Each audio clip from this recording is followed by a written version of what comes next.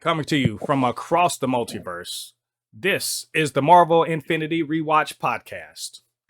Welcome, and thank you for joining us on the Marvel Infinity Rewatch Podcast, where we are rewatching the most successful movie franchise in history from the very beginning. This week, we are building a suit of armor around the world with Iron Man 3. And joining me to discuss this film is fellow YouTuber and Blurred Taylor of Critical Commentary. Taylor, how you doing? Welcome to the show.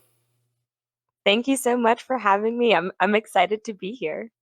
Yeah, it's you know what? I also want to thank you for between you and one other person had to take the hit on what I consider to be the lesser of phase 2 of Marvel, the MCU, but it's fine. You know what? Because you can't get to the good without going through the okay.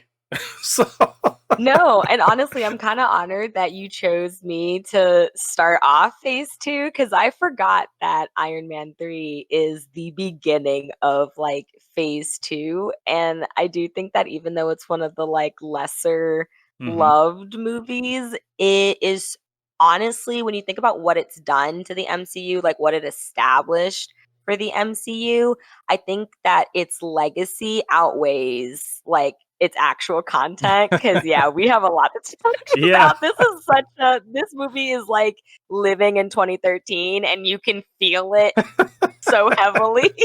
it's real talk. Before we get into talking about the movie, though, I want you guys to get down there, hit like on this video. So let's dive into this. So Iron Man 3, it is the seventh movie in the MCU, came out in 2013, directed by Shane Black, who you may know for like Lethal Weapon and The Last Boy Scout. He's got actually a bunch of screen credits. Also, some not so good like The Predator, which people didn't really care for. This is a screenplay he co-wrote with Drew Pearce, and the movie, of course, stars Robert Downey Jr. reprising his role as Tony Stark. We also have Gwyneth Paltrow, Don Cheadle, Guy Pearce, Rebecca Hall, Stephanie Zostak, James Badgedale, William Sadler, Miguel Ferrer. I knew I was going to mess that up. John No, Favreau, it's a long list. Ben Kingsley, and blink if you miss it. Yeah, and you'll miss it. Jenna Ortega. Yeah, believe it or not, she was in this.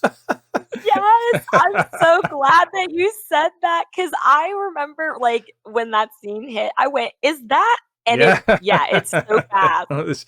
I'm glad you she's gave in her it that very credit. very very briefly.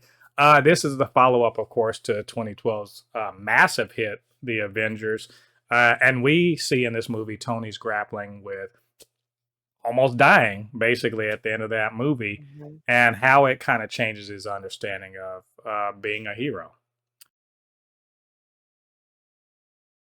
Taylor, what was this movie about?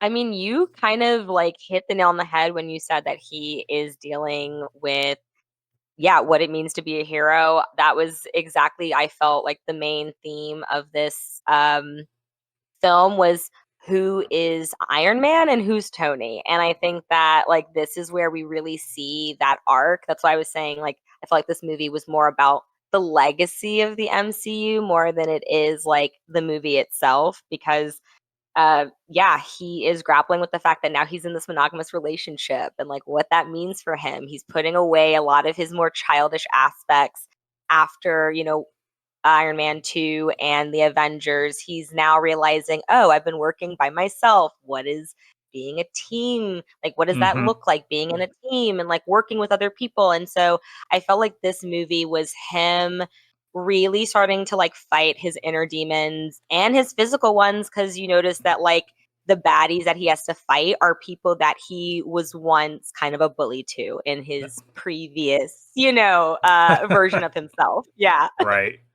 That's an interesting look too. Yeah, it's a weird kind of like, and I hate to draw this comparison, but the Billy Madison effect of, oh man, I was a Hmm. bully to this guy. Let me call him, make sure he doesn't shoot things up. But Tony never does that because you know he's the sort of person, he just sort of steamrolls people, and he's now coming to grips with the fact that all of this bad past behavior sort of comes back to haunt him. Very true. What do you think was good about this movie? The aspects of it that really kind of spoke to you. I mean, so I do think that one, it was kind of nice to return to the older MCU because I feel like it's gotten so popcorny lately that I forgot how serious it used to be at one point. I also, this is when they're like, this is under Disney, right? Because there was a lot Yeah. of blood in this, and I was like, wait, I thought we'd gotten away from this, but it's so weird to go back to the old stuff and you're like, oh, wait, it was a little bit darker. They were doing gritty stuff even then. I think that's why it started to gain the popularity because they weren't afraid to take risks. But I do think that one, I really liked. I'm a sucker for color palettes. I'm a sucker for how things are shot. I do think that even though Tony kind of lives in the more like government spy parts of the MCU where it's a lot of like muted colors and muted like tones because it's very like, espionage and Hmm. government and, Bucky, like that kind of, work. I think it was it was cool because one, I remember that how this sets up so much for like Winter Soldier. And that's why I kind Right. of mentioned Bucky because like that's what I think is after that, right? It's Iron Man 2 and then it's Captain America Winter Soldier are the next two films. It's Iron Man, Thor, and then Captain America. Yeah, yeah. So I feel like there's so much that's like kind of being set up there that you don't realize is kind of like already I guess I'm just looking at all of the Easter eggs and how it was more intentional back then, Hmm. like, is really what I'm trying to say. I think there was a lot of signs that were building up other storylines that were also still focusing on the subject at hand. Like, we're still with Tony, we're still focusing on Tony, but I do feel like the world building hasn't stopped, if that makes sense. Right. And like the fact that we get to see his relationships develop with like Happy, Pepper, Rhodes, like they're just all kind of, I don't know, those were the things that I felt were the best was like the actual storytelling aspects. I did find that this movie I felt was more strong in I think like the themes that it was trying to teach. The fact that like certain characters that were fleshed out like Harley, I thought was really cool because like having that younger version of himself, that Hmm. inner child work that he's doing, it Right. was really like it felt very symbolic, and that's what I thought was, like, the strong points of the movie. Yeah. The the younger what's the kid's name? Harley, you said. That was really foreshadowing of, you know, can Tony be a dad? Yes, he can be a dad. It's very clear, but he had never considered it. It very much it plays to the fact that he is settling down with Pepper, but also the fact that, you know, this the whole goading the Mandarin and then putting her at risk, and you know that sort of thing is a very important part because he's having to put aside his, you know, kind of free-willing, you know, Mhm. danger loving self to think about somebody else. And throwing Harley in there was important because it showed that yes, he can be a responsible adult eventually. I mean, he Eventually. just had to blow up his whole, you know, life and, like, you know, relocate him to the Midwest where he can get And an all, entire well, terrorist group yeah, after his house, yeah, after giving his where he public private exactly information. where he can get rid of all of that liberal West Coast foolishness and settle down to good old Midwest family values. It's super important. Well, I did like about this movie. Remember in Avengers, Cap said, "Who are you without the armor?" And the movie was like, "Who is he without the armor?" Because we're gonna make sure that he can't have armor for the vast majority of this movie. And the great thing is, Tony's great with or without the armor. I mean, he's a highly flawed individual. He says it himself in the movies, in multiple movies, very flawed, but he's trying to get better. And this whole movie is a culmination of, well, not culmination because he continues a hero's journey that actually ends in Endgame, but his hero's journey to become the person that can, right, it ends Like the end of that first phase of his change is here. And I love that it highlights that he's become the person, a better person. Um, I also like that they dealt with PTSD well. This was actually a highlight. A lot of people that have PTSD were like, y'all are kind of getting what it is we're feeling. And we know Tony's not. He's a hero. We know he's brave, or sometimes he's reckless to cover up the fact that he's afraid. Right? He's very reckless in that. So he's a complex person dealing with a very difficult mental trauma of almost dying, and having Harley there to sort of be the person that centers him is very interesting. So Yeah, he, like, works as a foil, like, yeah, almost, if that ma like, he's young, so I don't know if he could really be a foil, but yeah, like, he definitely is at the minimum a mirror to kind of reflect maybe some of his burgeoning, like, deflecting behaviors back hmm at him. The fact that they use humor to cover up their, feelings of abandonment. When he was like, right. "Oh, yeah, my dad went to go get scratchers. He must have won because that was 6 years ago." And then, Tony That was was like, mad. "So dad's leave, like, get over it. You want a puppy?" Like, whatever. Like, he just doesn't, he's so harsh, and I think he sees how, like, "Oh, that is a mask." You also were talking about, like, who is Tony without the armor? And I wanted to go back when Pepper is, or when Pepper is sleeping over and they're both woken up to the armor because he's like just messing with the nanotech, hmm and the armor is like hovering over Pepper. Right. I saw that as like what happens when all of our behaviors or the stuff that we've been projecting out that we want other people to see, when that starts to hurt others, and like when we Right. start to become destructive in those spaces.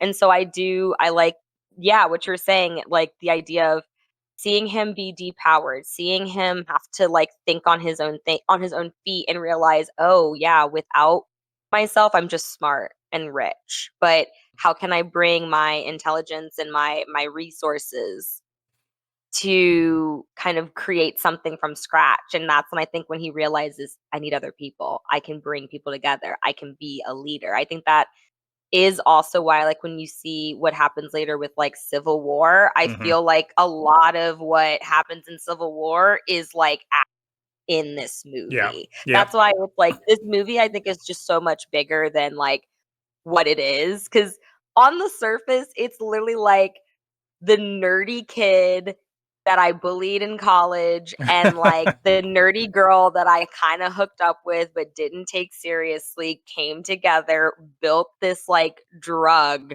and are now coming after me. And it's like, that could be so petty, but I think when you think about, it's not just about like a crazy ex-girlfriend plot. It's not hmm about like him being a bully. It's also about this, what was he feeling then that he's not feeling now? Vulnerability. Right. And He wasn't vulnerable. I like that also. Killian is he got the glow up, like, and it was Mhm. significant. He got his glow up, and he's doing this. He's not just, it is spiteful because he's like, fuck Tony, but also he's just like, fuck Tony, and also I'm gonna get rich and powerful too at the same time. But he's the anti Tony.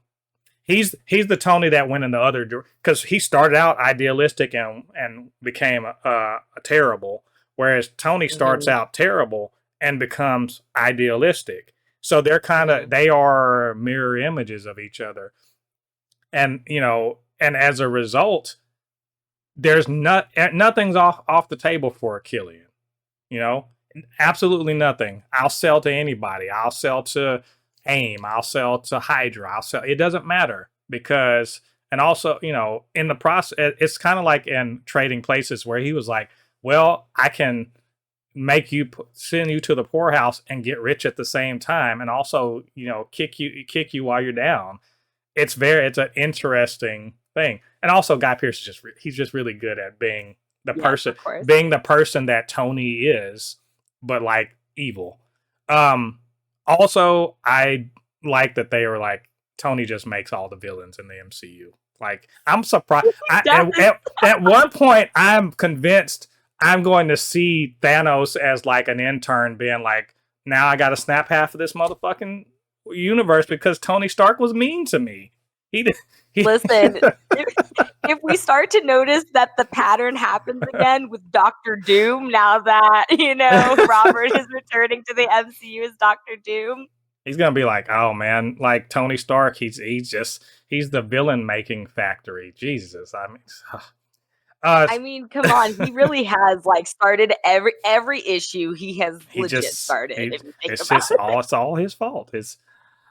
So how we said the good. What about the bad? What did you think was bad about this movie?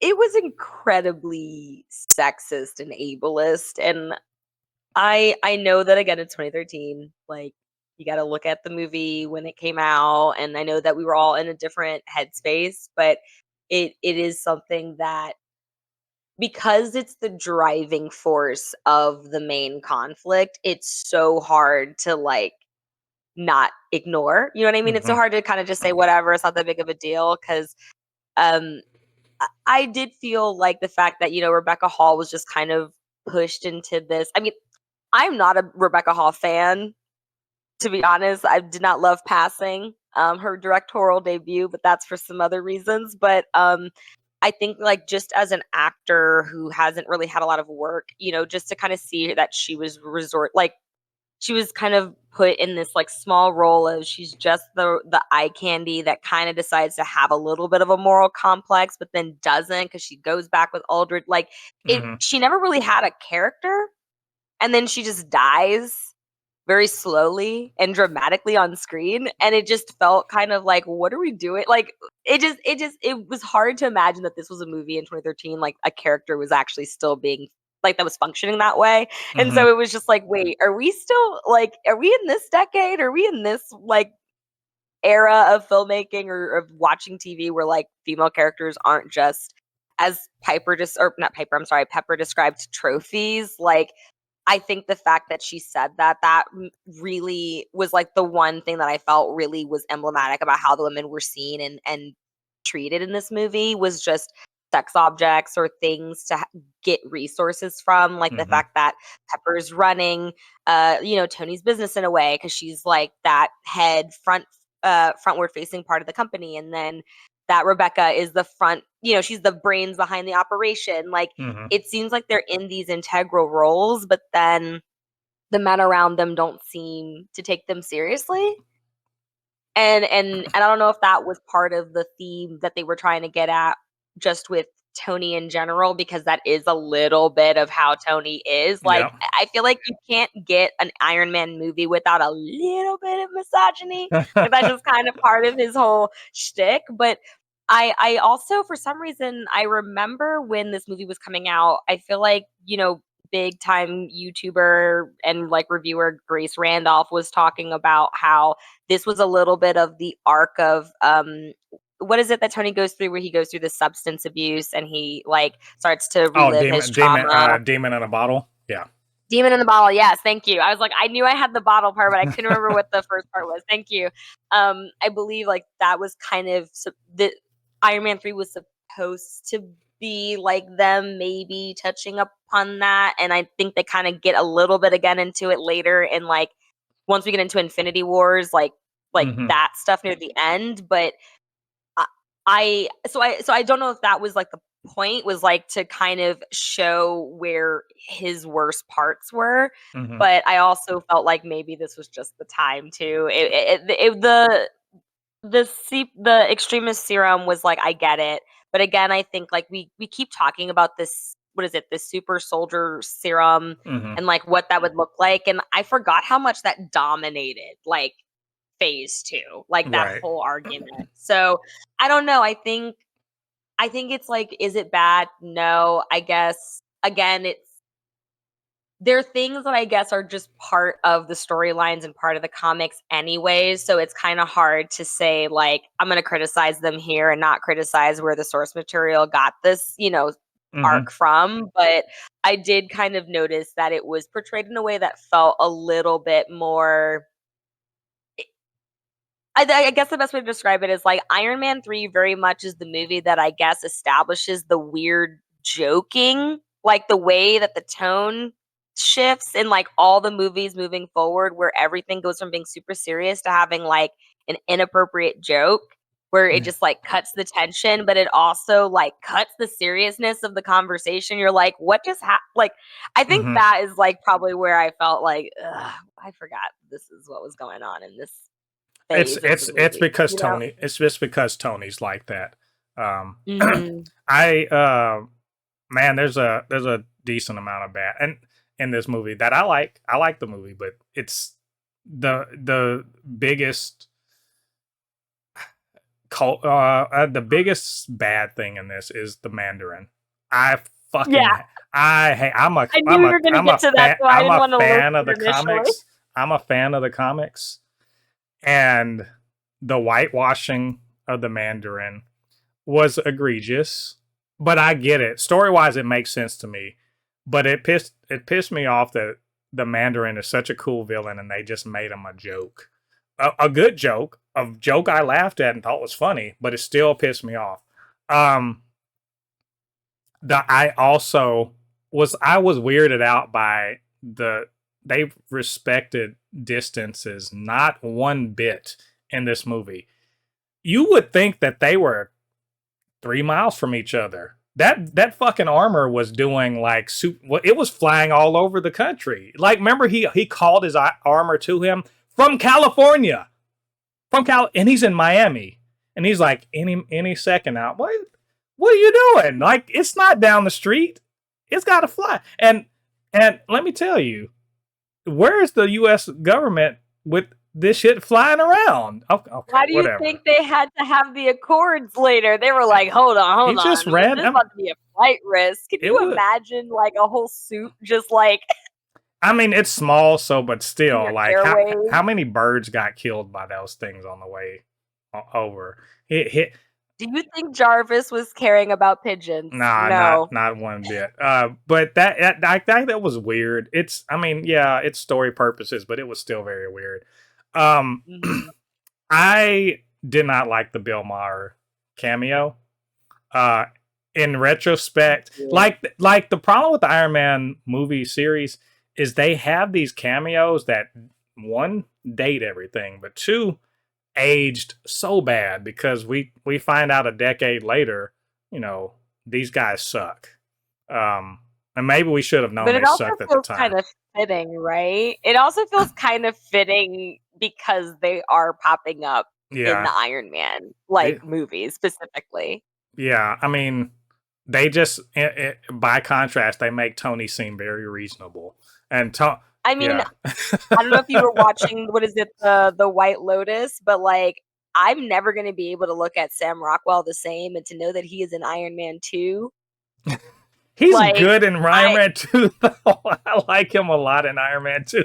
He you know was what? my No, I love that's my yeah. favorite Iron Man. We were talking about this, but, like, it's I mean, he there are so many, like, guest actors, or there are so many, like, features, I think, in the Iron Man specific series that are, like, so fitting when you Hmm. realize, one, who the actors are trying to be. I mean, they're kind of being, like, I guess, bigger than life versions of almost themselves, but, Right. like, also, yeah, the inappropriate of, like, the agingness of it, like, Hmm. just realizing, "Oh, these are not great people. These are not, like, people that we should be idealizing," and the fact that we're associating them with Tony feels Right. kinda, Yeah, it yeah, makes weird. sense.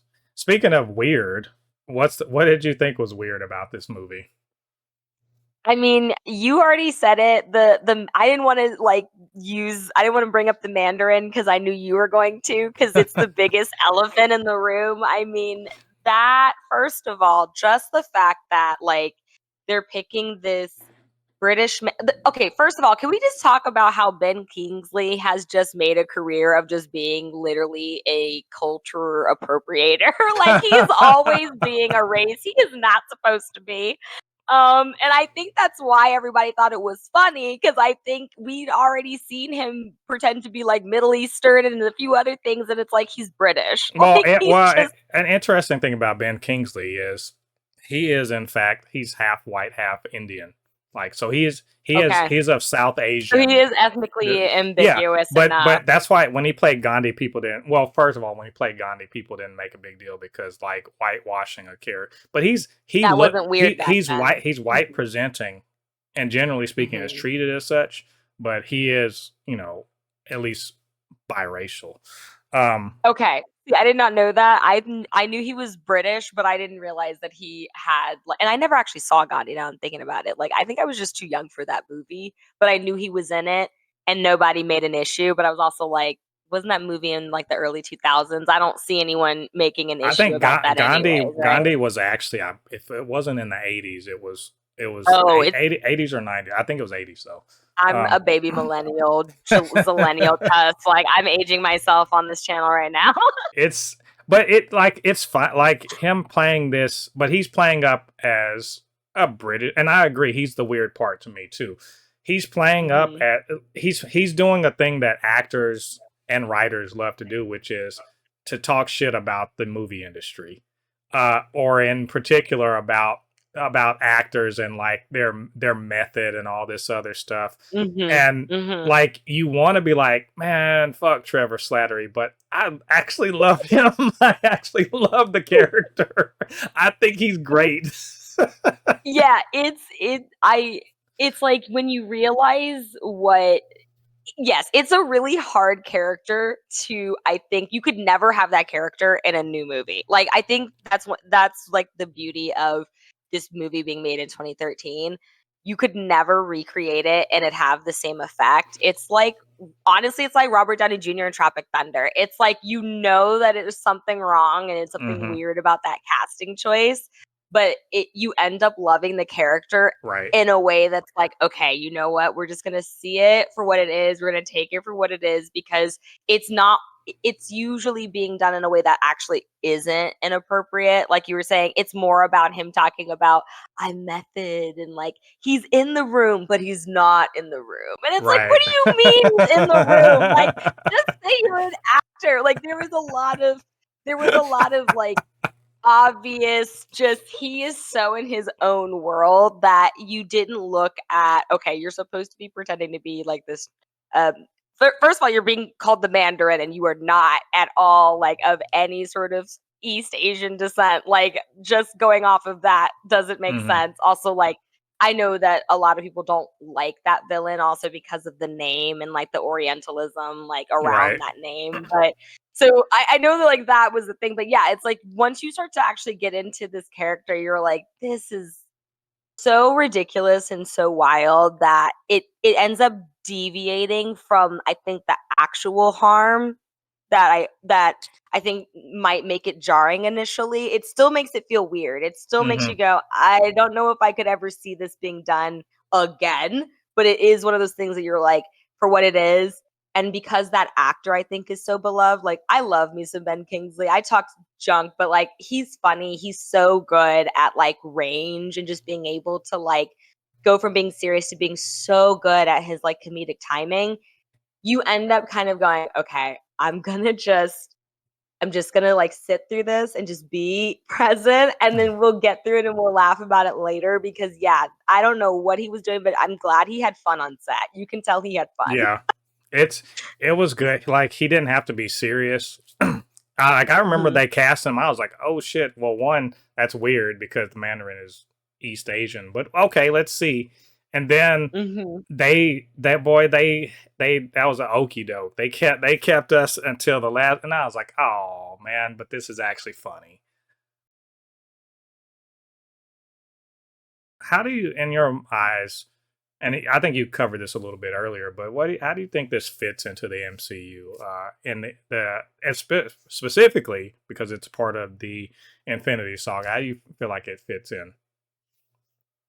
I mean, I feel like it fits in to a lot of the arcs that one Tony goes down um by being a leader, by kind of going against Captain later on, and I think his eventual sacrifice, his choice to sacrifice himself. You know, like I see a lot of those seeds being planted in this movie, and I also think that his softer side being something that he sees as a strength rather than a weakness is also something that I think starts to permeate in this film.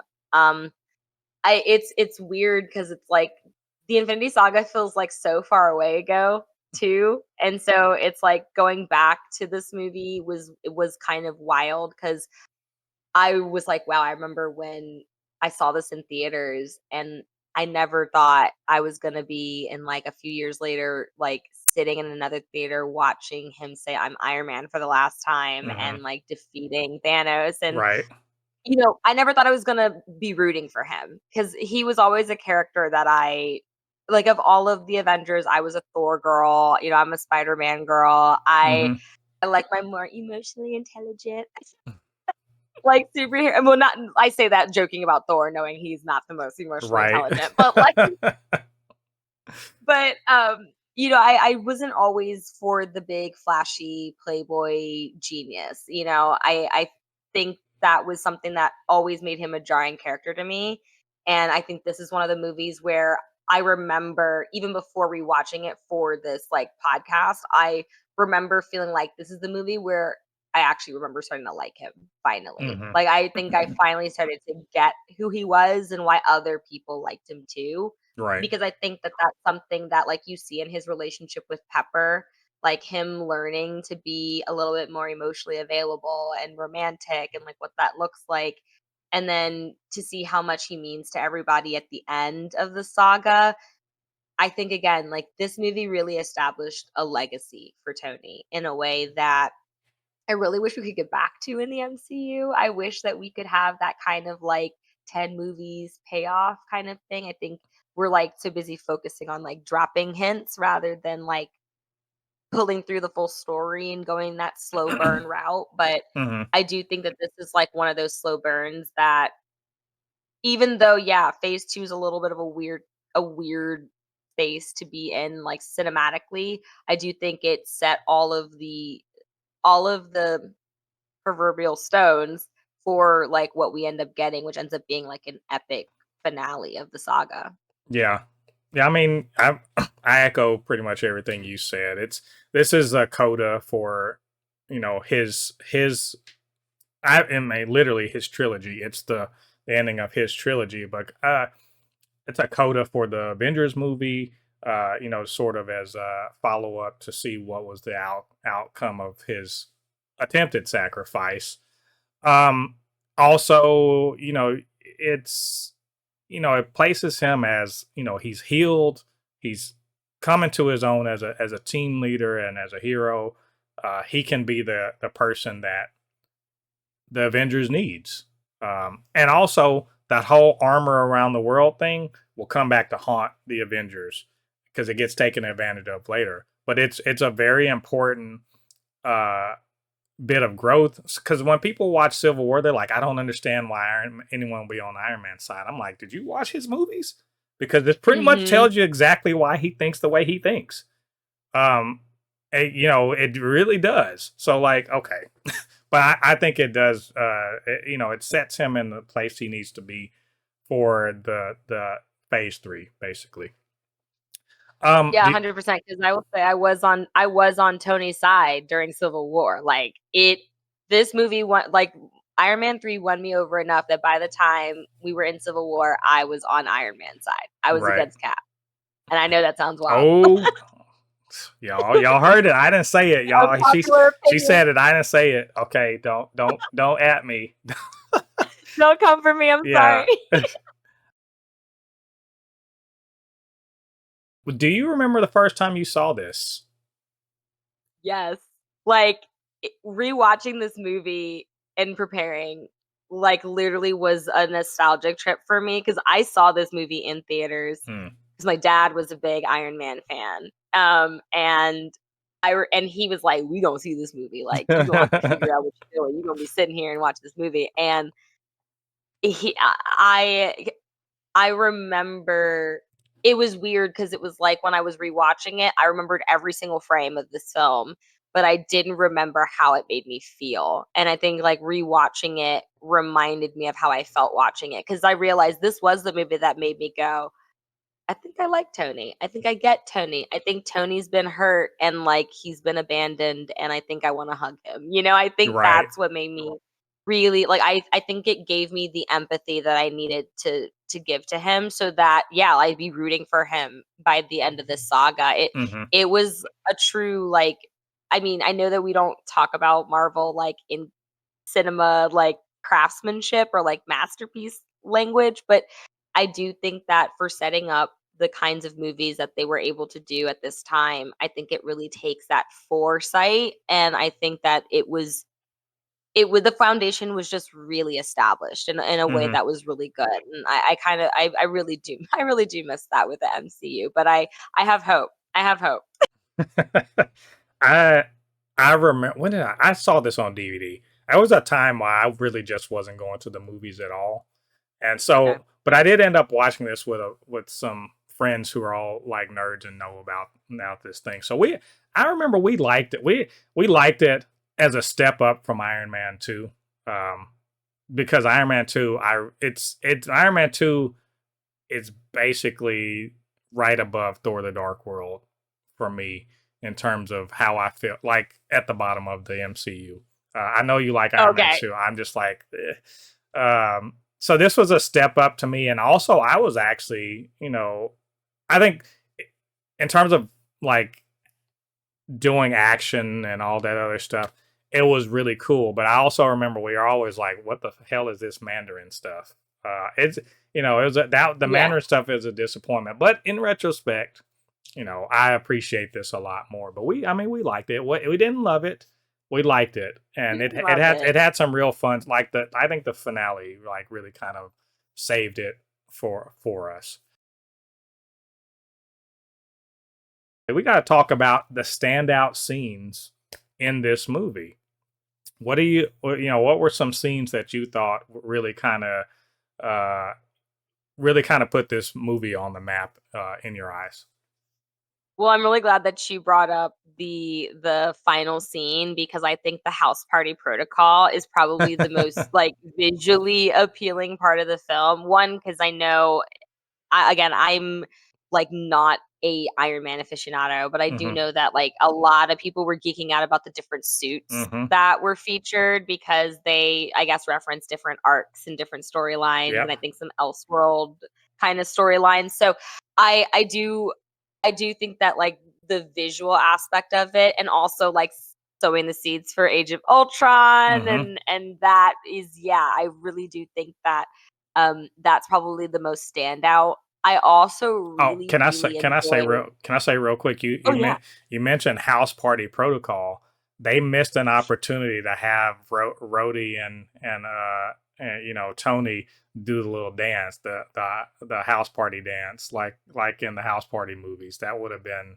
I mean, if you're gonna That call would it have been so or at cute. least have something like that, like just That's throw it. because Tony was being petty, and he was like, "I don't wanna code a suit to you, so you're gonna have to find the president. You're gonna have to auto what is it, GTA the president out Yeah, of your old suit."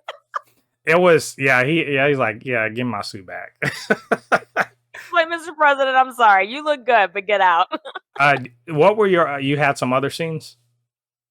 Oh, I was gonna say, another scene that I also thought was just, like, really visually appealing, and I don't know if that's, like, the right word for it, but, the scene where the Mandarin and the group actually come in and they attack the compound, Tony's house. Mm-hmm. Oh yeah, the destruction of his house. Yes, that's one of mine. Definitely. I think Mhm. if this movie does anything, it does action set pieces well, and of course Shane Black Oh, wow. would visualize some great action set pieces. There's a ton of CG in that the destruction of the house, and some of it isn't amazing, but I think in terms of just communicating how bad he fucked up, it's a pretty good. I mean, the whole thing just like slid into the ocean. I was like, yeah, maybe don't antagonize a terrorist group that literally just does whatever it wants. I guess.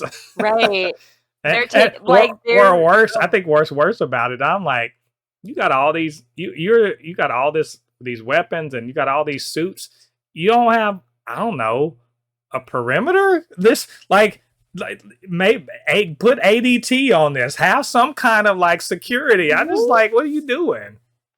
I don't understand how this man is a super genius and doesn't have like his alarm system identifying if like, big hovercrafts are within a certain radius of his like I was just very surprised at how easily they were able to sneak up on him. Yeah, And you did mention the CGI being used. I mean, to be honest, I was actually gonna say I was a little impressed with it because especially the scene where he's able to protect Pepper and he gets the yeah, suit that's on good. Pepper, and, like, that slow shot was actually I thought was I was like, "Whoa, dang," like, I forgot, like, CG when CGI is used well, I Yeah, think, and, like, I don't know if it's, like, a strategic thing because I don't know the mechanics behind it, but I think I don't know if they used it where they did have her sliding and they did the yeah, shot of her sliding and then they kind of showed it later.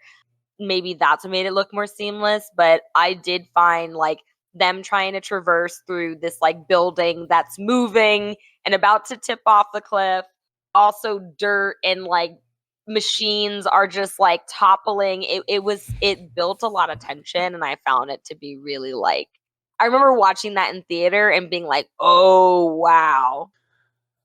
so one of my other scenes, and this is the first one that I was like, man, this is freaking amazing. Like, it was the midair rescue scene.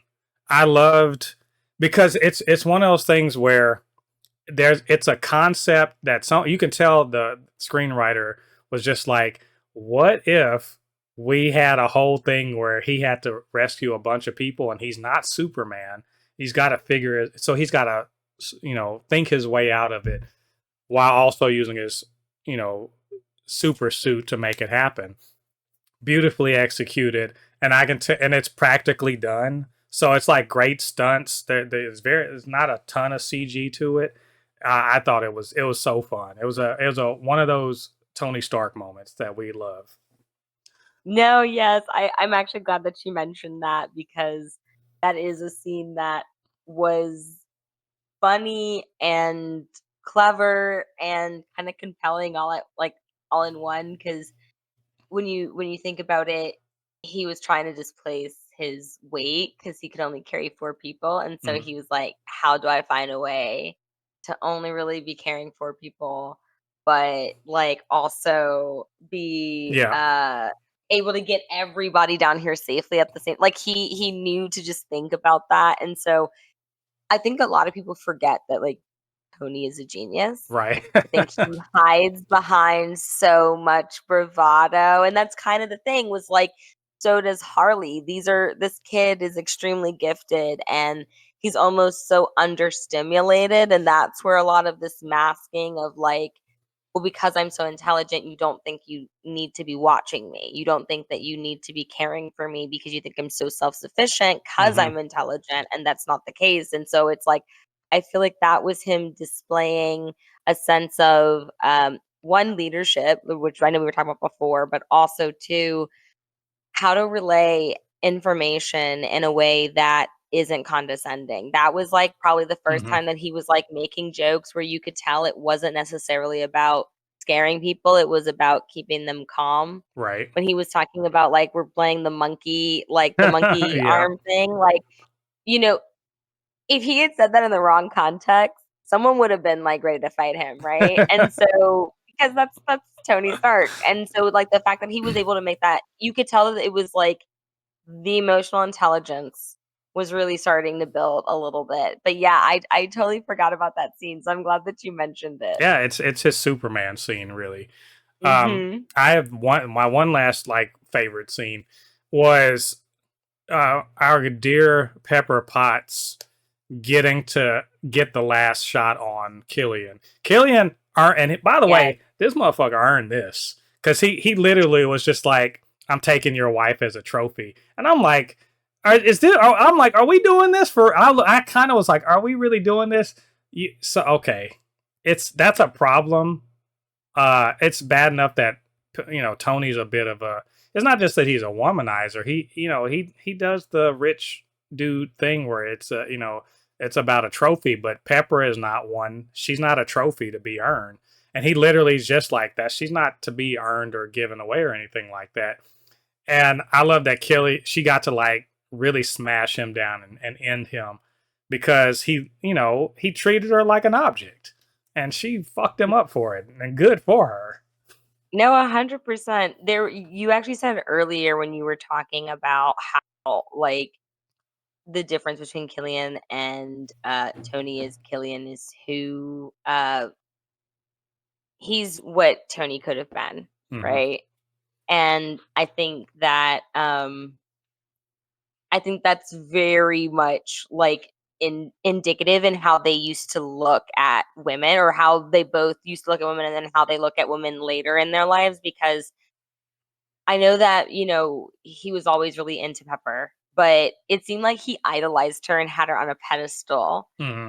And it's ironic that, like, he grew up, metaphorically speaking, into seeing her more as like a trophy than like on that pedestal. Like, that pedestal got smaller, I guess, is Right. probably the best way of describing it. And so, like, I thought it was kind of interesting that Tony, who used to do the opposite, see women as trophies, conquests.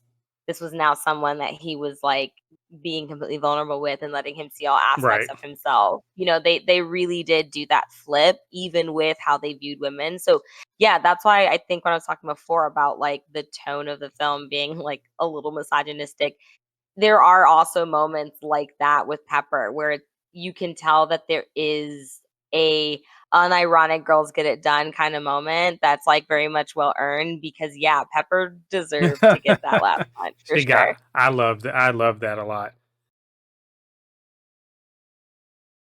Let's talk about some standout performances. Now, your standout performer and maybe one or two honorable mentions. Who was your honorable mentions? So, oh god, okay, an honorable mention, and I know it's gonna be really silly, is Jon Favreau's Happy. Like, he just is. I love me some Happy. I don't know why. I know some people say that he's annoying, and I kinda get it, but he always makes me so, like, I just love that his humor, and I love that he's just kind of a goofball and he takes himself a little too seriously. So, like, I would say, yeah, Jon Favreau, and I just also always have a soft spot for him after seeing him in Chef. So, like, yeah, Jon Favreau for sure. Um, if I had to say, like, a real, like, standout performance for me, probably would be between, like, Don Cheadle, because I love Don Cheadle, as Rhodes, and, Guy Pearce. Like, Oh, I okay. I know that he's been the villain before, because I'm pretty sure he's the villain in Prometheus. Like, Hmm. he's, done character acting like this before, so I know that this isn't necessarily like like outside of his wheelhouse, but I just always find him to be a really compelling villain, and I like that even though this is a little bit cheesy, he's a little bit cheesier in this movie. I think he was a really good like scene partner with Robert Yeah. Downey Jr. Like, something about the way that their humor and their energies just really bounced off of each other, in the same way that, like, when I was thinking about Sam Rockwell, Hmm. same thing with Robert Downey Jr. They just really were good scene partners, and so, like, yeah, I felt like those were definitely my top performances for sure. Yeah. I hear you. I agree about um uh Guy Pierce. He's one of my honorable mentions. So Okay. I'll bounce off of that and say I agree with you. He occupies space equally with Robert Downey Jr., which is hard. RDJ he takes up a lot of space in any scene. So to equally fill a space as he does, but Guy Pearce is that dude. He's been that dude for a couple decades now. He Mhm. he definitely has the ability to be there and to play the anti Tony. Tony. If you're talking about positive, negative, he's the anti Tony. I love his portrayal as not just a Tony that goes wrong, but he's literally he's playing the bullied kid who goes and gets hot and rich and is now coming instead of growing and being like I'm hot and rich now. I don't give a damn about these people that bully me. I'm living my life. No, he goes back to the high school reunion and basically is an asshole to the people that were assholes to Yes. him. That's Yes. his whole thing. Like you would think that a lot of his motivation was, oh, I'm changing the world. I'm showing I'm a genius. That you shouldn't have doubted me, and I'm gonna get super rich and super famous and powerful. You know, because of that. No, he's spiting Tony. That's his thing. Like literally taking Pepper. He didn't take Pepper because she said no to investment. He took her because he knew it would piss off Tony. Like that's, I mean, that's like real. Let's just say that's small D energy. It Just, it it it was. just It was like, "I'm is. gonna sue It your just girlfriend is. because 'cause I'm mad." No, It's yeah, it wasn't, and that's why I do think, like, the duality of his character is so good because, yeah, it's like, why are if you're mad at Tony, what she got to do go with it. after Tony. Yeah. What does she have to do with this? Yeah, it did feel like, wow, this is very low-hanging fruit, and Yeah. you decided to go for it. Yeah. Thanks. It was, Yeah. but I think he pulled it off wonderfully. You have to be a good foil for Tony, and he really did pull it off. I think. My other honorable mention, we mentioned him before, Ben Kingsley, at hilariously playing Trevor Slattery. I can't be mad at him. Like I'm mad at that what they did, but if we had to get Yes. it that way, at least it was a hilarious turn, and it gave him a chance to be funny. Be a because Ben Kingsley is usually a very serious character in any movie he's in. So he got to be just a funny joke character You have to that be that very that funny. actually has a lot of like sort of nuanced backstory. And he actually later comes around to be, later on in Shang-Chi as a very interesting little, again, joke character to kind of tie together Shang-Chi and Iron Man 3. Very good. I liked him a lot.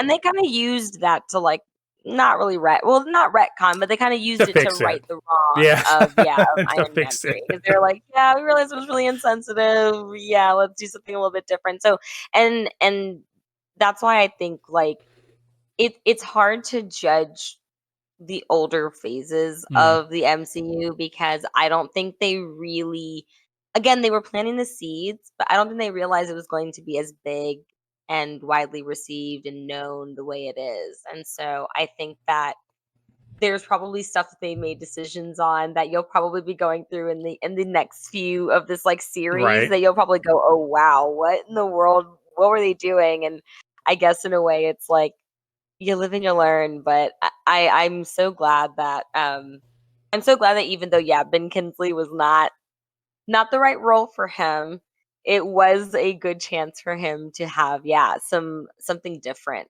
And where that's not serious. just have fun. That's like really the thing. Yeah, yeah. So I'm my actual standout performance. It has to be RDJ, and that's just because Okay. this movie it's his movie, and Mhm. he doesn't get overshadowed in it. And his character he's playing is just he's different than he was in the first two movies. He's dealing with more difficult things. You literally see light bulb moments when he's like, "Man, I'm messing up. I should be doing this. I should be like." To me, one of the scenes that really stood out to me that of he's changing. Tony's not the same person he was before. Is he apologized to Pepper? He's like, I fucked up. I should not have did that. Called them out. I didn't think about you. I was thinking about my ego, and I almost got you killed.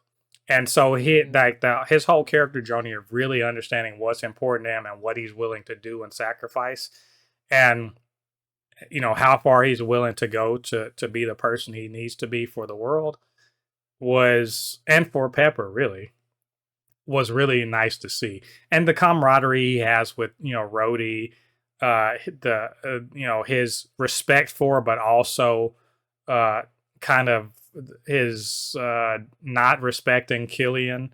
He literally plays two different versions of Tony at the beginning. From 90, was it in the 90s versus I think now. it was like a Y2K party because Yeah, it they was said 90. something Yeah, it about was a that, yeah. Y2K. So seeing him be a completely different person has been changed by life was very good. I think RDJ, he gets his flowers for a reason in the MCU. And the funny thing is, he isn't even done with his character journey. Tony's got several more movies where he really becomes that guy. And I love that. RDJ coming back is for a reason. He's beloved for a reason. He's the, he started this for a reason. They made his character journey be integral to the MCU, and this was one of the steps on the journey, and I loved it. So, No, no, no. I'm glad that you wanted to focus on his performance, because you're right. Like, if anything, this movie is the beginning of his actual arc. And that's why I think that, even though, yeah, this movie has a lot of weird stuff. Like, it has, the weird Mandarin, and it has like mhm, a lot of just very outdated and kind of, things that I guess our culture doesn't necessarily identify with now, or find, aligns with us now. But I do think that what it really does hold is, it holds the seeds of the rest of the franchise, and it also really, I think, holds the seeds for what really made, like, Robert Downey Jr.'s comeback. mhm. Because I know that Iron Man 1 and 2 were kind of his comeback, but I think it was in Iron Man 3 that we knew he was there to stay, and I think that's really when he started to start really making pretty much the reason why he's able to ask for as much money as he asked for in Infinity Wars, when he was like, "Yeah, you guys are going to pay me, what was it? Like 5 million a It's a day." I lot. don't know, I'm I mean, to be exaggerating for fair, that, but this movie made over $1 billion. So, like, it deserve, like, it made like 1.15 or something like that. Made a lot of money. So yeah, I would ask for more money too. Shit. Now we're gonna do a quick detour. We got to do the Stan Lee watch, where we know where our good friend Stan the Man shows up in our MCU movies. And from the look on your face, you're like, where did he show up? That's fair. It's a blink and you'll miss it situation. I wanna say it's in the beginning, right? It's at the party, right? With the or not the party, but it's with the president and stuff, right? Is that where he is? No. Nope. Okay. Where is He he? he is a judge in the Miss Chattanooga contest that we we see when Tony gets to Tennessee. He's it's very, like, really is a quick, really quick cameo. And Oh my I don't gosh. know why they Oh were my leaning gosh. so hard into, like, he just keeps being in, like, really inappropriate places, and I don't know. Remember, he was Hugh Hefner in one of them. I think that's what I was thinking He of, was was the one where he's in Hugh in Hefner, Iron Man one. but I He was think Hugh that was Hefner. a Yeah, yeah, I think that was an Iron Man movie, but that might have been 2. I know. I'm like, y'all Or it keep might have been Iron Man. a Captain So America in movie. the first, yeah, Captain America, he was a general. In Iron Man one, he was Hugh Hefner, or a Hugh Hefner Yeah. stand-in. In Iron Man two, he was a Larry King stand-in. So yeah, this one he was just some dude, some old guy in Tennessee, ogling, 20 year old beauty pageant women. Why? Anyway, I we lost. That's why I'm like, "This is Disney?" Like, it literally throws me off sometimes, because I'm like, "Hold on, You I'm have to so think. confused." Think it's just Shane Black. He co-wrote the script. That all.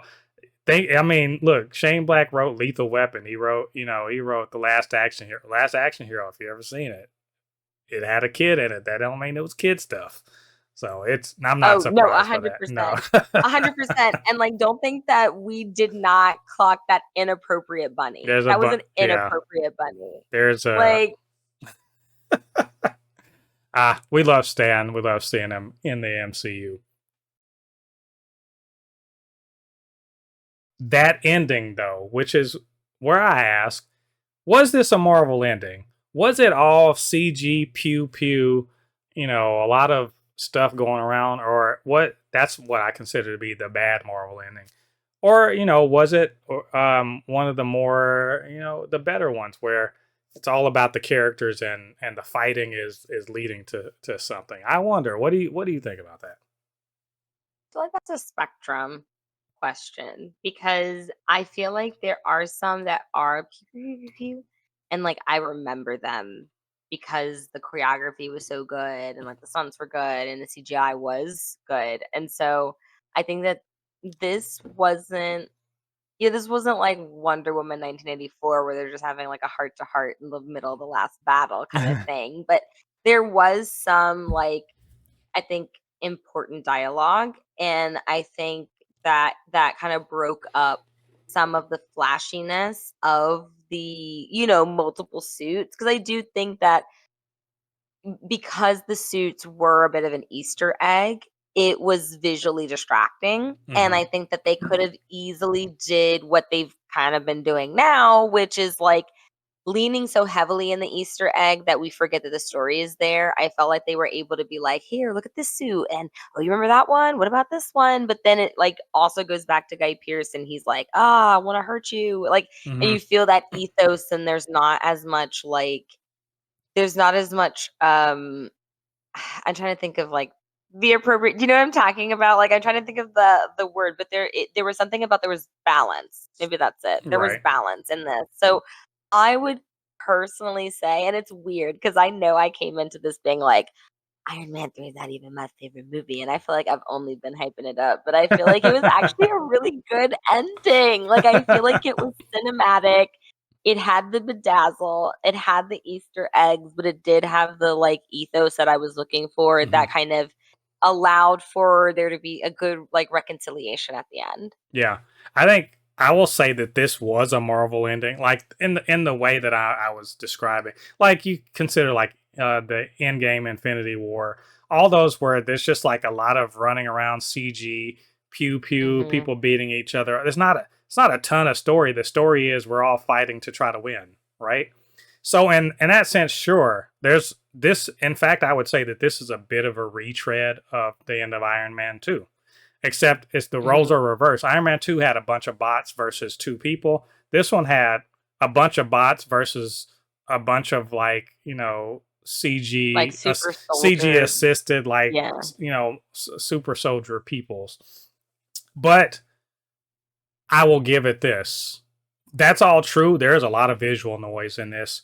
There's a lot of Easter eggs as you mentioned, but it's choreographed very well. It's kind of like those family circus things where you see the dotted lines and Billy's walking.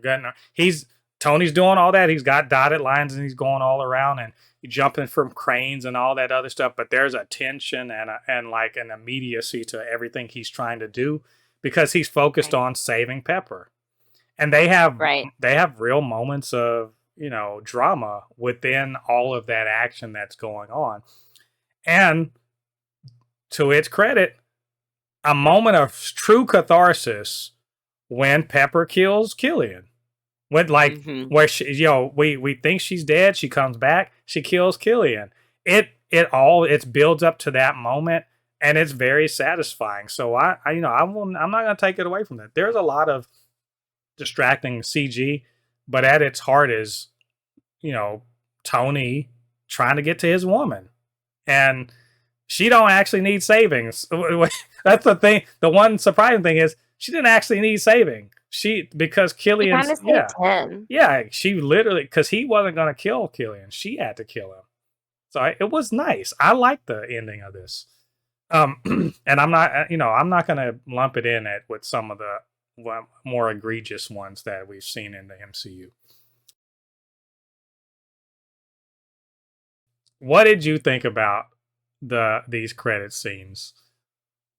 Oh my god, and you know what? I am such a horrible Marvel fan because you know what? I didn't stay for the credit scenes. How I dare didn't you? I'm just so I'll let I'm everybody know. sure I've seen them before. Like, I'm sure when I initially saw the movie, because I know that I'm the person who sits in the theater until the end, but I didn't in preparation, I did not rewatch them. So do you mind Oh, I want describing to. them to me? There's literally only one, Which and one is it and then? let Because me I may already know yeah, it let me just tell you, from past iterations. it's a funny one, but it's one of the least consequential ones possible.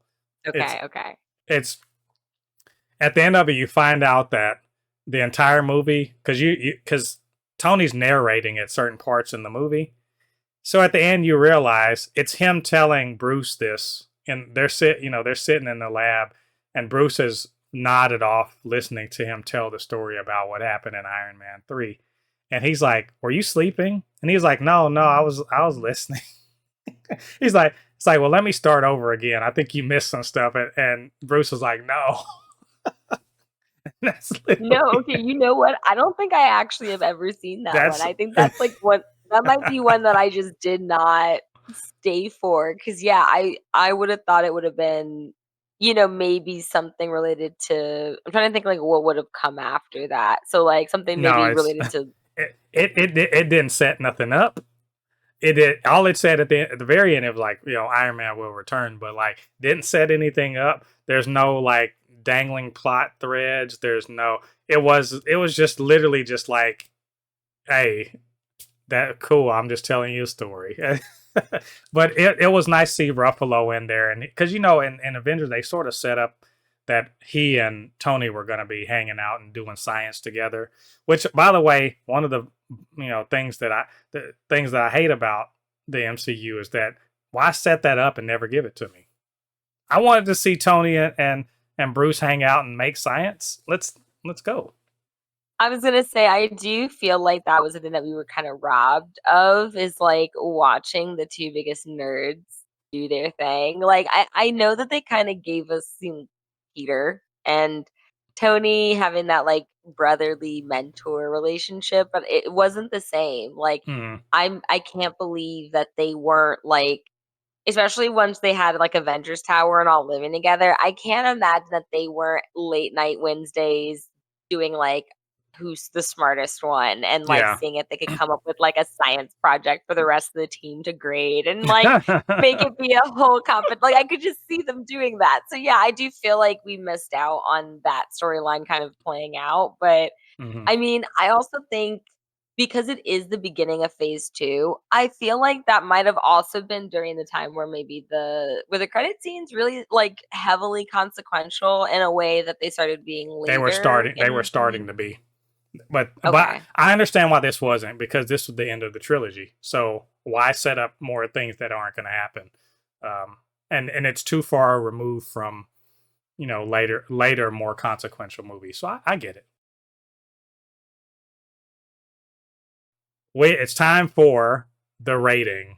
Oh, We're gonna rate the movie out of 6 Infinity Stones. So is Thanos, is he just disgusted at not being able to have his subordinates get a stone, and he's just gonna be like, I'm gonna do it myself? Is he like that, or has he snapped everything out of existence with the Infinity Gauntlet? Where did you fall on this? I honestly feel like this was a solid and I'm also taking into account where it sits in the MCU, like, again, like, I know I've been yapping about this over and over, but, like, its legacy, I think, in the MCU and, like, what it sets up down the line, I would probably give it, like, definitely firmly 3 Infinity, but I would give it 4. I think 4 Infinity Stones is, like, 3.5, maybe 4, because I feel like it is silly. I feel like there are some issues that it's hard to not look away and judge them, but I do think that there was also so much done there that was so helpful and so significant to the rest of the franchise that it would be hard to not acknowledge that either. Yeah, yeah. I think he's got 4 of them. To me, this is a 4 out of Yeah. 6. Um, he's gone to the collector and killed him and taken the stone. Uh, Absolutely, yes. yeah, he's ready to pull one over on the Guardians. Now this is, to me, I've always been a defender of this movie. I think a lot of people have maligned the third Iron Man unfairly. This is a good movie. It's not perfect. That's why it's not a 5 or a 6 for me. But Yeah. it's solidly entertaining. Moves the character forward. Moves the MCU forward. It gives a satisfying ending to Iron Man's trilogy. And I think as far as action goes, it's pretty hard to beat it in terms of action. So I mean, just Yeah. No, overall, people have just been giving this a hard time for no good reason. I think it's a great movie. no, it's actually a really solid film. The fight choreography is legit good. Like, it's not joking around, it's not, like, hesitating in between the motions, like, you can tell that they put together something that they actually cared about, and I Right? think yeah, I think because there's a soft spot for the second one. I think a lot of people love the second one, Do and they? so I'm sorry, it's not. oh, am I in the I minority? I think the minority Iron of a Man lot of Iron Man celebrities two is the is. MCU Ooh, person. you should, man. I'm just gonna say, go watch the episode. I'm pro that chaos and apparently, like, pro I, Iron Man too. I guess that maybe the first one is probably the best for everyone. I don't know. I thought I like 2, but that's also because I love Leslie Bibb, and I love that she's in that one. So maybe that's just me being biased. yeah, I think yeah, it's the second out of the trilogy, but I think it's good. So I think we covered all the bases here. So hey, what did you guys think about what we had to say? What do you think about this movie?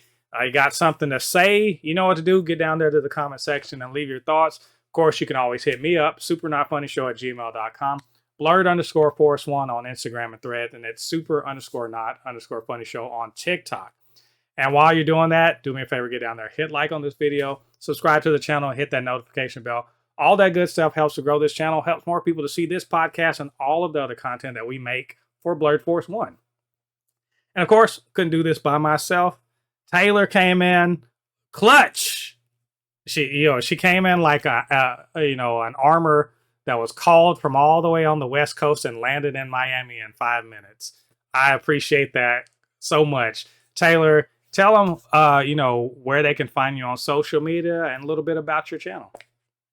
Yeah, so I have a YouTube channel where I talk all things TV, film, pop culture. I like to say I'm also just an agent of chaos because sometimes I like to just throw random stuff in there, like a historical fiction romance with my nerddom.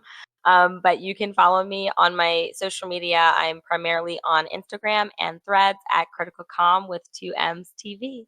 But thank you so much for having me on your channel, on your podcast. I'm so glad to have been able to do this collaboration because I know we've been talking a lot about like wanting to work together and just getting this to finally happen. It's awesome. Yeah, this was great. I really appreciate coming in and talking about everyone's favorite Iron Man movie.